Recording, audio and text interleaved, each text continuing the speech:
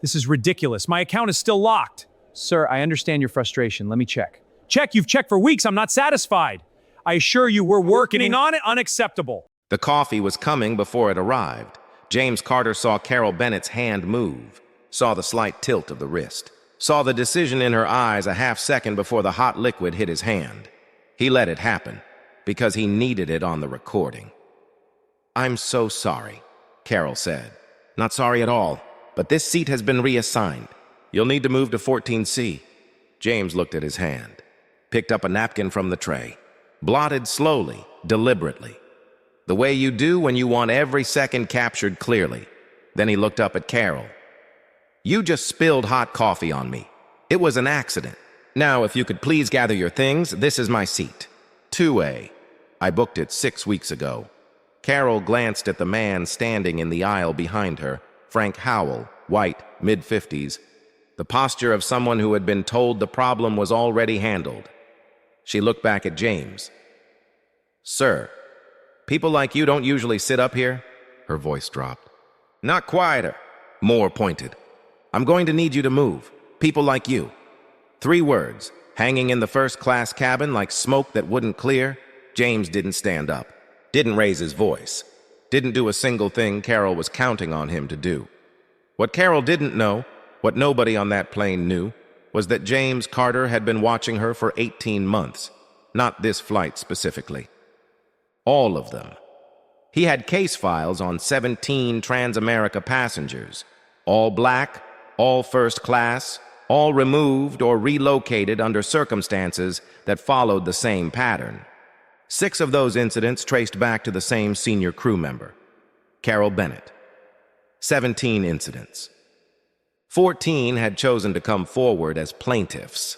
Flight 412 from Atlanta to New York wasn't random. James had booked this seat on this flight specifically because he knew she would be working it. The recording device in his jacket pocket had been running since the gate. He needed her to keep talking at A.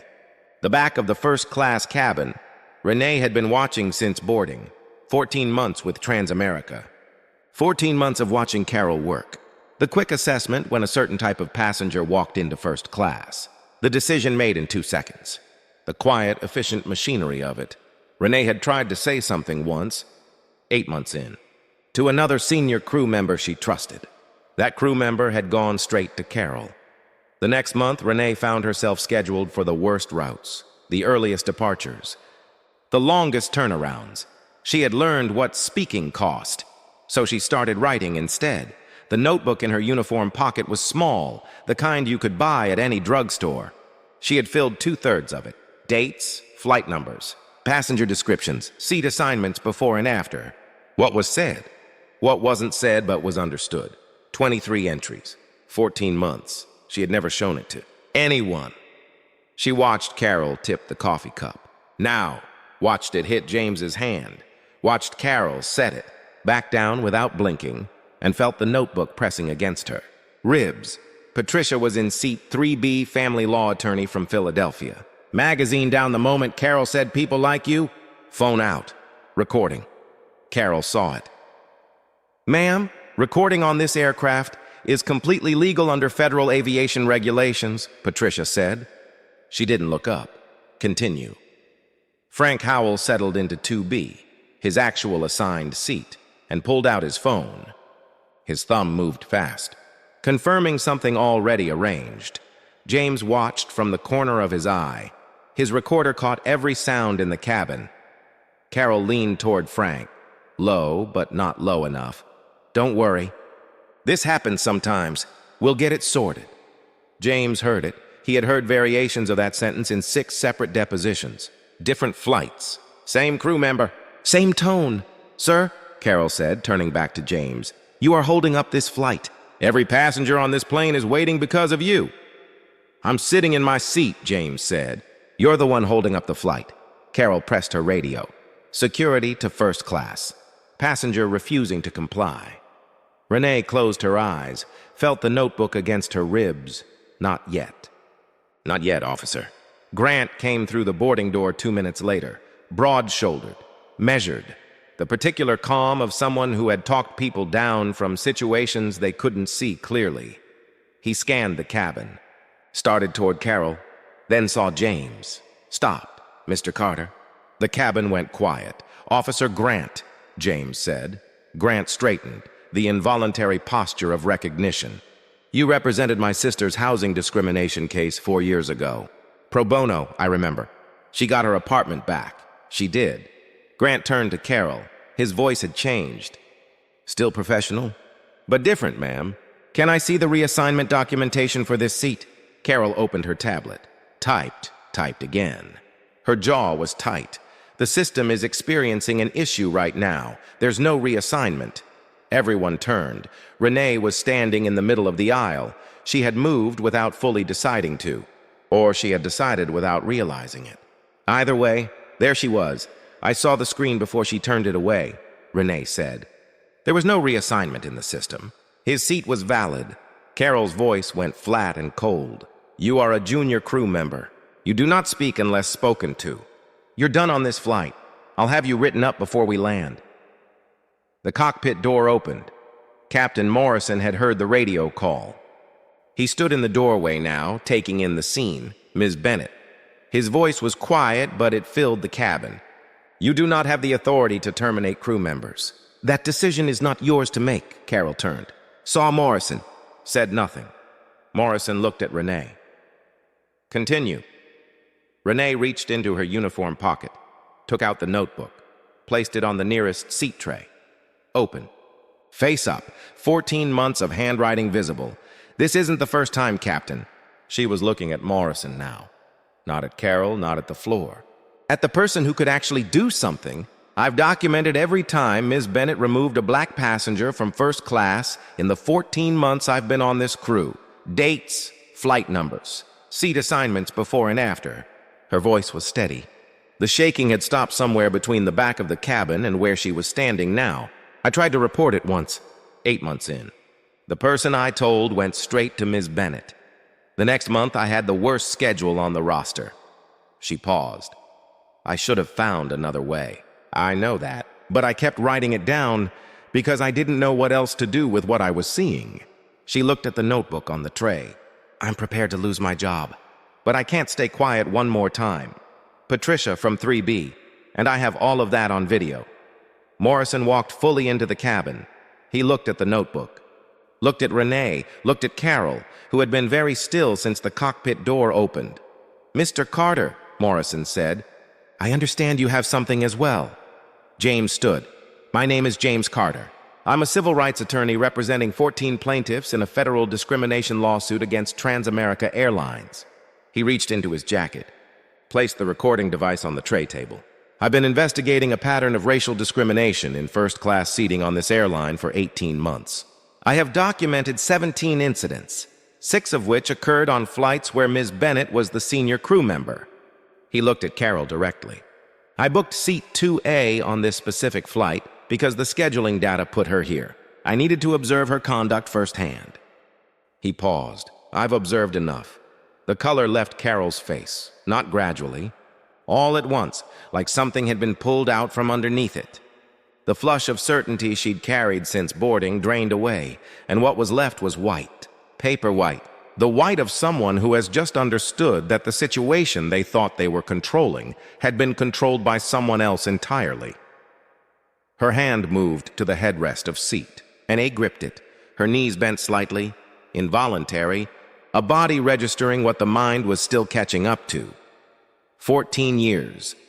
She had done this for 14 years, and it had worked every time, because the people in those seats had calculated, correctly, every time, that the cost of fighting was higher than the cost of moving. She had read them right, every single time, until now. Grant turned to Frank. Howell. Sir, I observed your screen when you were typing earlier. I need you to hold that device. Don't lock it. Frank looked at the phone in his hand. He'd been trying to navigate to his messages since Morrison appeared. Grant's hand was already out. Frank handed it over. Grant read the message. Showed it to Morrison. From Carol Bennett. Sent before boarding. Your upgrade is confirmed. Uy. Cash has agreed. Morrison read it twice. Set the phone down on the tray beside the recording device and Renee's notebook. 3 pieces of evidence. On one tray table, he looked at Carol for a long time. Carol was still holding the headrest of 1A, both hands now, knuckles white. Her lips moved slightly, forming arguments she was running through and finding no exits. 14 years of knowing exactly what to say in every situation, and now nothing, Ms. Bennett. Morrison's voice was very quiet. You're removed from this flight effective immediately. You can't.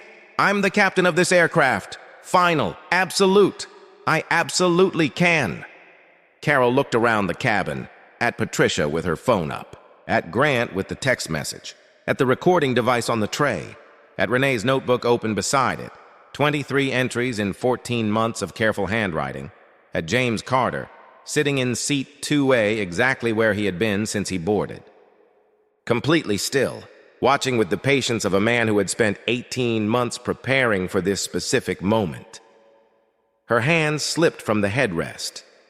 She walked to the door. She didn't look back. Frank. Howell stood up slowly. Didn't look at anyone either. Just picked up his bag and followed Grant off the plane. Morrison looked at James, Mr. Carter. On behalf of this crew, I apologize for what happened on this aircraft today. Don't apologize to me, James said. I have 14 clients who've been waiting 18 months for that apology. They deserve it more than I do. And he looked at the notebook still open on the tray. There are 17 passengers in my files. 14 came forward. 3 didn't. Maybe they will now. He looked at Renee. She was standing in the aisle with her hands at her sides. Still, the shaking had stopped completely. You kept this for 14 months, James said. Yes. Alone. Yes. Can I have a copy? Renee picked up the notebook. Held it out. You can have the original. I photographed every page. James took it. Held it carefully. The way you hold something that has been carried a long time and is finally going somewhere. This goes in the filing, he said. Your name goes in as a witness, not a defendant, not a suspect. A witness. Renee nodded once. The plane began to move. The federal complaint was filed. In New York 11 days later. Exhibit 15. The recording from Flight 412. Exhibit 16. The text message from Carol Bennett to Frank Howell. Exhibit 17. Renee's notebook. 23 incidents. 14 months. Names, dates, seat numbers, before and after. Carol Bennett was terminated that afternoon. FAA investigation opened within the week. The airline's attorneys spent the first 3 days determining how much they hadn't known, and the next 3 days determining how much they had. Frank Howell was refunded, banned, interviewed by federal investigators. The following Thursday, Renee was placed on paid administrative leave during the investigation, reinstated 3 months later with full seniority credit and a formal commendation in her personnel file, demonstrated integrity under pressure, cooperated with federal investigation at personal professional risk, recommended for advancement. She, read it in the break room at the Atlanta hub, stood there for a while, thinking about the 14 months before she read it, thinking about the crew member she had trusted for 8 months in, who had gone straight to Carol, thinking about the worst schedule on the roster, the early departures, the long turnarounds, thinking about all the times she had looked at the floor and the one time she hadn't. That was the story. But before you go, Carol Bennett didn't lose everything because she didn't know who James Carter was. She lost everything because of what she did when she thought he was nobody. She had done it 17 times before. 16 of those times it worked because the people in those seats had done the math quickly, quietly, the way you do when you're tired and alone and, the system isn't built for you, and decided that the cost of fighting was higher than the cost of moving. Most of them were right. That's the part that doesn't go away. Not the recording, not Exhibit 17, not Carol's hands on the headrest of 1A. The 16 times before this one, the people who moved. Now think about Renee. 8 months in, she tried to report it. It cost her. She went quiet. Started writing things down in a notebook because that was the only way she could live with not saying them out loud. She wasn't brave in any dramatic sense. She was a young woman in a drugstore notebook doing the only thing she could figure out how to do. And when the moment came, shaking, terrified, everything she had worked for on the line. She walked up that aisle and handed over 14 months of what she had been quietly carrying. So here's what I want to leave with you. You don't have to be James Carter to make a difference. You don't have to walk onto a plane with a recorder and 18 months of case files. Sometimes you just have to be, Renee, keep the notebook, write down what you see. And when the moment comes, and it will come, don't look at the floor, because somewhere on a plane right now, someone is sitting in a seat they paid for, and the only thing standing between them and the door is whether the person watching decides to step forward or look away. Hi everyone. Today I want to talk about indoor plants. This one is a pothos. It's so easy to care for. It purifies the air and adds life to any room. I highly recommend getting one for your home.